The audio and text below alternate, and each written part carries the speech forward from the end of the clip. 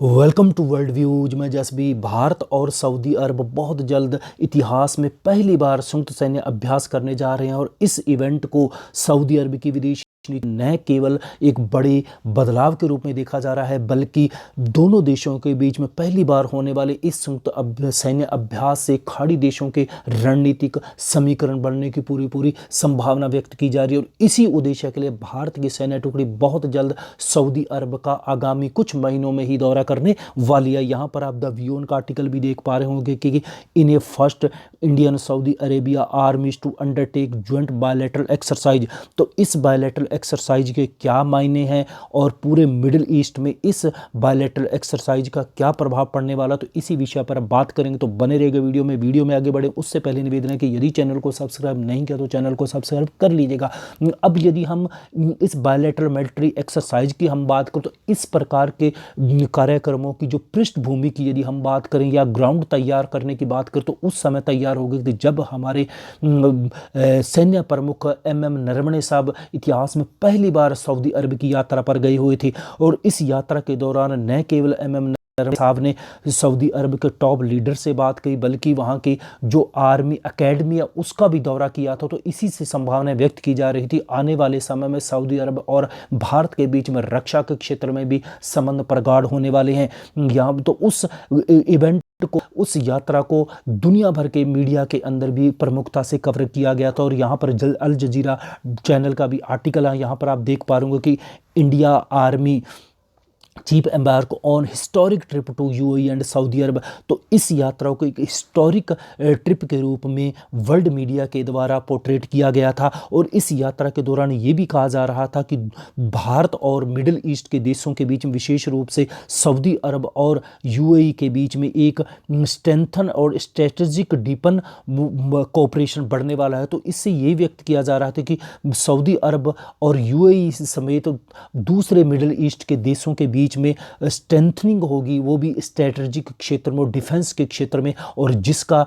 अब परिणाम देखने को मिल रहा है कि दोनों देश उसी यात्रा की पृष्ठभूमि में अब सैन्य अभ्यास भी करने जा रहे हैं। और इससे पहले यदि हम बात कर रणनीतिक साझेदारी की बात करें तो इसके ऊपर एग्रीमेंट हो चुका है वर्ष 2019 में, जब हमारे प्रधानमंत्री नरेंद्र मोदी सऊदी अरब की यात्रा पर गए थे। वर्ष 2019 की हम बात करें तो उस समय भारत और सऊदी अरब के बीच में भी स्ट्रेटेजिक के क्षेत्र में एक एग्रीमेंट हुआ था। और आपको याद होगा कि उसी वर्ष यानी कि 2019 के फरवरी महीने में ही सऊदी अरब के किंग सलमान भारत आए थे। और इस यात्रा के दौरान उन्होंने भारत में $100 बिलियन की इन्वेस्टमेंट की भी घोषणा की थी। और उस दौरान काफ़ी ज़्यादा इस बात को भी लेकर चर्चा हो रही थी वर्ल्ड के अंदर, किस पर काफ़ी ज़्यादा आर्टिकल लिखे जा रहे थे। रक्षा विशेषज्ञों के द्वारा इस बात के ऊपर डिस्कस हो रहा था कि आने वाले समय में सऊदी और भारत के बीच में रक्षा क्षेत्र में और संबंध प्रगाढ़ होने जा रहे हैं। क्योंकि यदि हम सऊदी अरब के विज़न की हम बात करें, हम विज़न की बात कर रहे हैं 2030 यानी कि 2030 विजन की हम बात करें तो उसमें भारत प्रमुख रणनीतिक साझेदारी है सऊदी अरब का। तो उसी का परिणाम यह है कि अब भारत और सऊदी अरब के बीच में व्यापार के साथ साथ में रक्षा के क्षेत्र में संबंधों को एक नया आयाम मिलने जा रहा है। अब यदि हम इसको देखें कि इस प्रकार का संबंधों को क्यों और किस प्रकार गति दी गई है, तो इसको थोड़ा सा यदि हम इतिहास में जाएं तो आपको याद होगा कि 1965 और 1971 के युद्ध में भारत और पाक जब ये दो युद्ध हुए तो उसमें सऊदी अरब के द्वारा खुल्लम खुल्ला पाकिस्तान का साथ दिया गया था और पाकिस्तान को हर मोर्चे पर सऊदी अरब के द्वारा सहायता दी जा रही थी। लेकिन आज का दौर देखिए कि भारत को हर क्षेत्र में सऊदी अरब को एक सहयोगी के रूप में देखा जाए और दोनों देशों के बीच में हर क्षेत्र में संबंध प्रगाढ़ हो रहे हैं। और दोनों देशों के बीच में यदि हम आज के समय द्विपक्षीय व्यापार की बात करें, दोनों के बीच में $30 बिलियन से भी अधिक का द्विपक्षीय व्यापार। और सबसे ज़्यादा यदि इस द्विपक्षीय व्यापार की हम बात करें तो भारत सऊदी अरब से क्रूड ऑयल खरीदता और वह भी नकदी में खरीदता है। और भारत आज सऊदी अरब के लिए एक बहुत बड़ी मार्केट है। और आने वाले समय में जिस प्रकार से आप क्लाइमेट चेंज की हम बात करते हैं, एनर्जी के क्षेत्र में हम एक रिन्यूएबल एनर्जी की बात करते तो उसमें सऊदी अरब किसी न कहीं भारत को एक बड़े मार्केट रूप में अपने आप को तलाश रहा है। और हाल ही में यदि हम बात करें तो सऊदी अरब ने भारतीय रक्षा हथियार खरीदने में भी रुचि दिखाई है, और ये भी पृष्ठभूमि एम नरवणे साहब की यात्रा में ही देखी जा रही है, क्योंकि इन दिनों यहाँ पर आप दिसंबर 2020 का ये आर्टिकल देख पा रहे हो कि फाइनेंशियल एक्सप्रेस में लिखा हुआ था कि UAE and Saudi Arab interest to BrahMos missile army chief visit to focus और डीपन मिलिट्री एक्सरसाइज। तो दोनों देशों के बीच में जिस प्रकार मिलिट्री टाइज पर जोर दिया जा रहा था, उसी का परिणाम यह है कि आज सऊदी अरब भारत की जो एक ब्रह्मोस मिसाइल है उसको भी खरीदने में इंटरेस्ट दिखा चुका है। अब यदि हम इसमें एक और एंगल देखें कि भारत और सऊदी अरब के एक नज़दीक आने के पीछे सबसे बड़ी वजह क्या है, और उसके पीछे सबसे बड़ी वजह है कि अमेरिका में सत्ता परिवर्तन और पाकिस्तान से बढ़ती दूरियां, क्योंकि जैसे जैसे पाकिस्तान से दूरियां बढ़ती जा रही है उसी गति से भारत और सऊदी अरब दोनों देश अपने एक दूसरे के बहुत नज़दीक हैं। और इन दिनों जिस प्रकार से जो बाइडेन सत्ता में आए हैं और उसके बाद सऊदी अरब को लगातार सऊदी अरब के प्रति आक्रामक रुख अपनाए हैं, तो उससे भी सऊदी अरब एक ऐसे अलाई और ऐसे मजबूत साझेदारी की तलाश में था इस रीजन में, जो कि एक उसे हर मोर्चे पर सहयोग कर सके, और वो उन्हें तलाश थी भारत जैसे सहयोगी। तो भारत एक बहुत बड़े एक सहयोगी के रूप में सऊदी अरब को मिलने जा रहा है। और जो आपको यदि हम बाइडेन की हम बात करें तो देखिए, बाइडेन शुरू से ही सऊदी अरब को काफ़ी आक्रामक है, क्योंकि वे मिडिल ईस्ट में जिस प्रकार के मानवाधिकारों का हनन हो रहा उसको लेकर पूरी तरह सऊदी अरब को ही बाइडेन के द्वारा जिम्मेदार ठहराया जा रहा है। और विशेष रूप से हम बात कर रहे हैं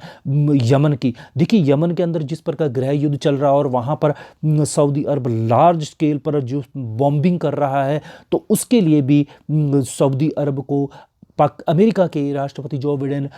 जिम्मेदार ठहरा चुके हैं। और इसके अलावा यदि हम ह्यूमन राइट्स की हम बात करें तो जिस प्रकार से इन्होंने मीडिया पे काफ़ी ज़्यादा कंट्रोल किया है, और जितने भी विरोधी वहाँ के पत्रकार हैं उनको जिस प्रकार की सज़ा दी जा रही है, जेलों में ठूंसा जा रहा है, उसको लेकर भी जो बाइडेन काफ़ी आक्रामक है। और आपको याद होगा कि वर्ष 2018 में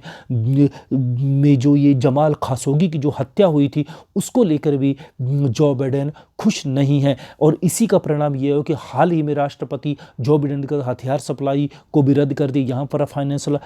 टाइम्स का आर्टिकल भी देख पा रहे हो कि Biden suspends arms sales to Saudi Arabia and UAE. तो जो यूएई और सऊदी अरब को जो एक हथियार सप्लाई करे जा रहे थे ट्रंप प्रशासन के दौरान, उसको भी इनके द्वारा रद्द कर दिया गया है। यहाँ पर आप आर्टिकल देख पा रहे होंगे कि US state department approve potential sale of 3000 smart bombs to Saudi Arab. और ये आप यहाँ पर एक खूबसूरत तस्वीर देख पा रहे होंगे, ये किंग सलमान और तत्कालीन राष्ट्रपति डोनाल्ड ट्रंप की। तो आप अंदाज़ा लगा सकते हैं कि मिडिल ईस्ट में किस प्रकार के समीकरण बदलने जा रहे हैं, क्योंकि इसको लेकर भी ईरान, जिस प्रकार ईरान के प्रति सऊदी अरब आक्रामक है और अमेरिका को बार बार ईरान के खिलाफ पुश कर रहा था, उससे भी कहीं ना कहीं बाइडेन खुश नहीं हैं। अब यदि हम बात करें कि पाकिस्तान के हवाले से बात करो तो देखिए, अब तक पाकिस्तान सबसे बड़ा रक्षा सहयोगी था सऊदी अरब का, और सऊदी अरब में न केवल पाकिस्तान की आर्मी ट्रेनिंग देती है बल्कि हथियार पाकिस्तानी सेना के द्वारा भी मुहैया करवाए जाते हैं। और इसके अलावा जो सऊदी अरब के जो इस्लाम के जो सबसे पवित्र स्थलों की यदि हम बात करें, मक्का और मदीना, उसकी सुरक्षा की जिम्मेदारी भी पाक आर्मी के कंधों पर थी। लेकिन अब भारत की एंट्री से पाकिस्तान की राहें इस क्षेत्र में मुश्किल होने वाली, और इसमें इसको ये नहीं हम कह सकते हैं कि भारत की एंट्री से ही सऊदी अरब और पाकिस्तान के रिश्ते खराब हुए, लेकिन इसके थोड़ा सा आपको पीछे जाना होगा कि वर्ष 2020 की हम बात करते हैं, सितंबर माह की, कि जब कश्मीर से आर्टिकल 5 फरवरी माफ़ कीजिए 5 अगस्त 2019 को जो आर्टिकल 370 हटाया गया था, तो उसकी जो 1 साल हुए थे 5 अगस्त 2020 को, तो उसको लेकर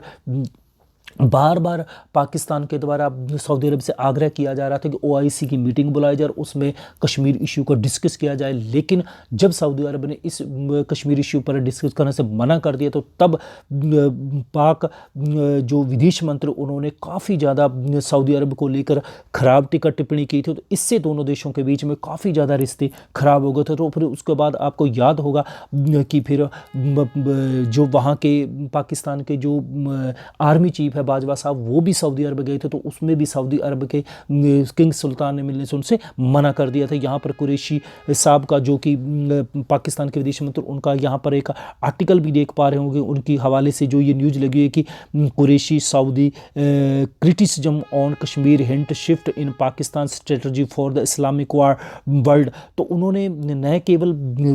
सऊदी अरब की आलोचना ही की थी, बल्कि उन्होंने तो OIC को भी ख़त्म करने तक भी धमकी दे दी थी। और इसके अलावा यदि हम बात करें कि उससे भी पहले यदि हम बात करें तो पाकिस्तान के जो प्रधानमंत्री, उन्होंने ये कहा था कि पाकिस्तान, टर्की और मलेशिया तीनों मिलकर एक इस्लामिक TV चैनल लॉन्च करेंगे जो कि दुनिया भर में इस्लामोफोबिया के खिलाफ लड़ेगा। तो कहने का मतलब ये है कि जिस प्रकार से सऊदी अरब से दूर हो रहा था पाकिस्तान और वो टर्की के खेमे में जा रहा था, क्योंकि आपको याद होगा टर्की भी लगातार पूरे अरब वर्ल्ड का एक वापस अपने आप को खलीफा घोषित करने की कोशिश कर रहा है, वापस पूरे अरब वर्ल्ड का अपने आप को एक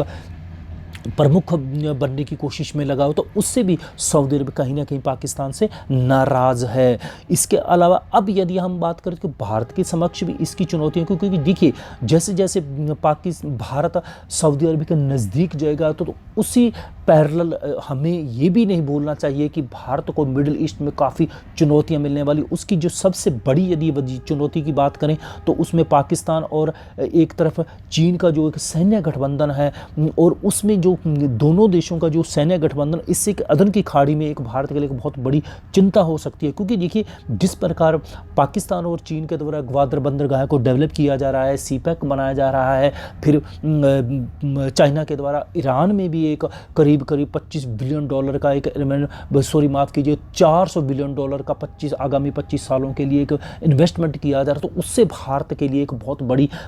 इस क्षेत्र के अंदर राह आसान नज़र नहीं आती है। और इसके अलावा यदि हम बात करें कि ईरान की, या यहाँ पर हम बात करें तो ईरान के साथ भारत की देखिए इससे दूरियां बढ़ी गई, क्योंकि ईरान और सऊदी अरब दोनों चिर प्रतिद्वंद्वी हैं, क्योंकि सऊदी अरब सुन्नी कंट्री है और ईरान एक शिया कंट्री, और दोनों के बीच में लंबे समय से एक कॉन्फ्लिक्ट देखने को मिल रहा है। तो इसमें क्या होगा कि भारत न केवल सऊदी अरब के साथ अपने संबंधों को प्रगाढ़ बनना चाहता, वहीं दूसरी तरफ भारत ईरान के साथ भी अपने संबंधों को नहीं बिगाड़ना चाहता, क्योंकि ईरान के साथ न केवल हमारे एक हिस्टोरिकल रिलेशन है, करीब 2000 साल पुराने हमारे संबंध हैं, वहीं दूसरी तरफ भारत आज एक लार्ज स्केल पर वहाँ पर भी इन्वेस्टमेंट कर रहा है, रेल प्रोजेक्ट पर काम कर रहा है, ताकि हम सेंट्रल एशिया से अपने आप की कनेक्टिविटी बढ़ा सकें। और इसके साथ साथ भारत एक चाबार पोर्ट को भी डेवलप कर रहा है। तो यहाँ पर हमें भारत को ये देखना होगा कि यदि आप सऊदी अरब के साथ हम और ज़्यादा मिलिट्री के क्षेत्र में अपने रिलेशन को डीपन करते हैं, तो वहीं हमें कहीं ये भी नहीं भूलना चाहिए कि ईरान कहीं हमसे दूर नहीं हो जाए, और इस बात को भी भारत को बहुत ही सोच समझ कर स्टेप उठाने होंगे। तो ये था हमारा आज का वीडियो। उम्मीद है वीडियो पसंद और लाइक कीजिएगा, शेयर कीजिए। जो चैनल सब्सक्राइब नहीं किया तो चैनल को सब्सक्राइब करो। मिलता हूँ इसी प्रकार वीडियो सुनने के लिए आपका बहुत बहुत धन्यवाद।